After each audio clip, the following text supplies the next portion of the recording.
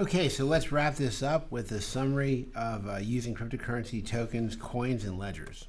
So, one of the questions that are asked oftentimes is, are cryptocurrencies safe? We have to always remind people you have to be very careful with regards to the risk of loss and theft. There's lots of examples of people being hacked, exchanges being hacked. So you have to you basically have to take care of that, right?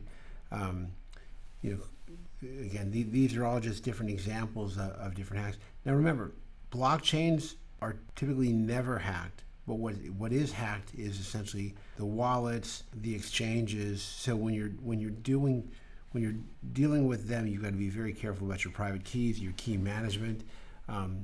The phishing, all of the types of things that people, all the ways that people use to try to get access to your machine. If they can get access to your machine and get your private keys, all bets are off. The other thing that I recommend is distribute the risk. Don't put all the risk in one place. Don't put all of your cryptocurrency in one exchange or hosted wallet or one place where hackers can get into. Just another example of crypto being stolen. Again, phishing is one of the ways that people exploit software and storage. They'll hack into your computer, Ponzi schemes, ICOs. There's all kinds of ways that people can get access to your money. You have to be very careful.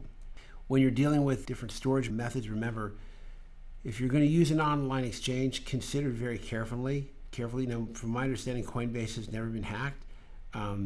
Individual accounts have been hacked. Bitfinex had a $66 million hack. Hot wallets are wallets that essentially are connected to the internet, online wallets, mobile wallets.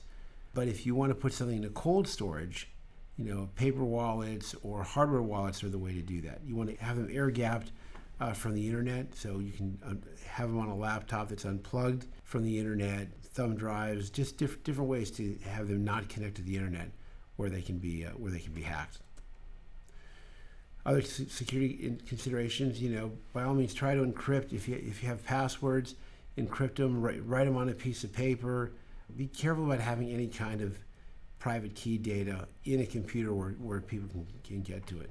If you do, you want to make sure you have backups, right? Use antivirus software. Use all the safe computing techniques that you would typically use for other financial assets. Multi-factor attestation. Don't ever give your private keys to anyone. Right, that's a no-no. One of the other questions that are asked oftentimes is, are Bitcoin or cryptocurrencies anonymous? And remember, the answer is that they're pseudo-anonymous. What I would tell people is, if you're ever doing something that you don't want to be known, figure everybody's going to know it. Right? That's your best bet. Stay legal.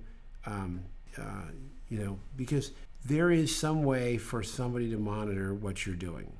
And while you might be able to keep it a secret for a while, you're not going to be able to keep it a secret for long.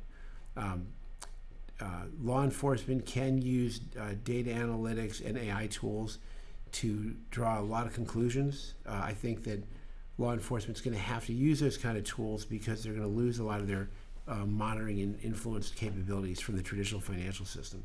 So they are going to need a way to find bad actors and keep them from doing bad things. So don't be a bad actor. It's pretty straightforward. It's interesting with Bitcoin ATMs. The requirements are now on those ATM companies to make sure that they're doing anti-money laundering and know your customer requirements. They are being treated as money service businesses. I think that field is maturing actually very, very well. And again, if you're going to invest in cryptocurrencies, remember there's no regulation that prevents one person from buying certain cryptos, right, like Bitcoin. However, there are limitations to the ability to purchase certain ICO coins imposed by regulations based on the geographic location of the ICO firm. So depending on where the ICO firm is, it will have an impact on what the requirements are. But at the same time, remember, international requirements are not bound by borders, and measures are put in place to regulate buyers, such as IP addresses, the requirement to use passport or equivalent. There's geolocation. The requirements to use a VPN. So there's all kinds of things associated with geographic location. And this is just a funny cartoon. I'll just leave it here for a moment because it really does kind of describe the whole thing. But that's basically the course. And